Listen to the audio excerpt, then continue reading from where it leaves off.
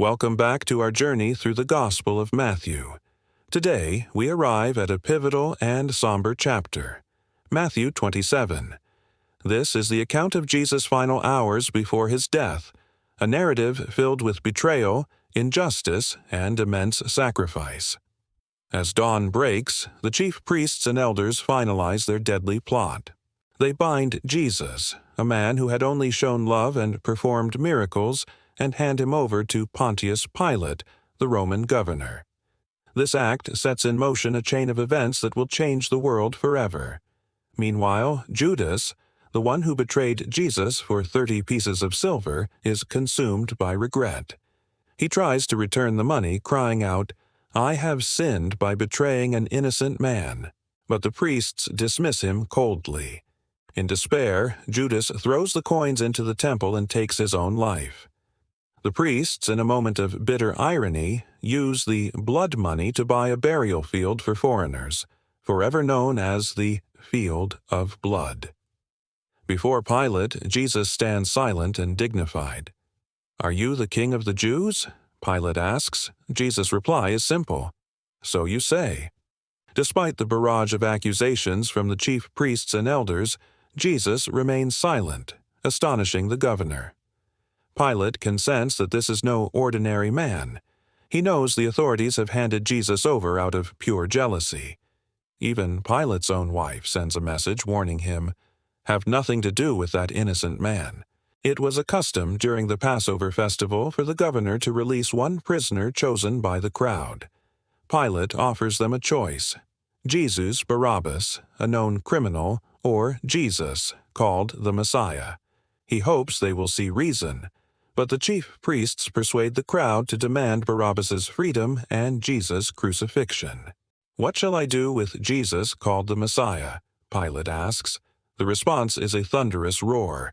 "Crucify him." Pilate tries to reason with them. What crime has he committed? But their shouts only grow louder. Seeing that a riot is about to erupt, Pilate performs a symbolic act. He washes his hands before the crowd, declaring, "I am not responsible for the death of this man. This is your doing." He then releases Barabbas, and after having Jesus brutally whipped, hands him over to be crucified. The soldiers take Jesus into the palace, where they strip him and mock him.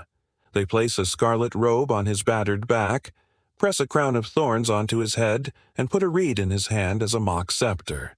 They kneel before him, jeering, "Long live the King of the Jews!" They spit on him and strike him on the head with the reed. Then they lead him away to Golgotha, the place of the skull. On the way, they force a man named Simon to carry Jesus' cross. There, they crucify him between two criminals. Above his head, a sign reads, "This is Jesus, the King of the Jews." Passers-by mock him. The religious leaders jeer, "He saved others, but he cannot save himself." Even the criminals crucified with him join in the insults. From noon until 3 o'clock, a profound darkness covers the land. At 3, Jesus cries out in a loud voice, my God, why did you abandon me?" After being offered a sponge soaked in cheap wine, he gives one last loud cry and breathes his last.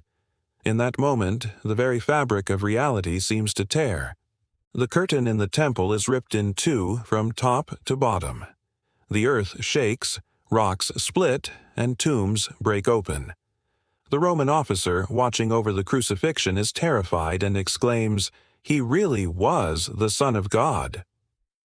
As evening approaches, a wealthy disciple named Joseph of Arimathea bravely asks Pilate for Jesus' body. He wraps it in a clean linen cloth and lays it in his own new tomb, cut from rock. He rolls a large stone over the entrance. Mary Magdalene and the other Mary sit opposite the tomb, watching in sorrow. But the chief priests and Pharisees, fearing Jesus' prediction of resurrection, go to Pilate. They ask for a guard to be placed at the tomb to prevent the disciples from stealing the body and claiming he has risen. Pilate agrees. They secure the tomb, sealing the stone and setting a guard, believing they have sealed the final chapter. But they have no idea what is coming. Thank you for joining us for this powerful reading. The story doesn't end here in the darkness of the tomb. Please like, share, and subscribe, and hit the notification bell so you do not miss the glorious conclusion to this story in our next video. We'll see you then.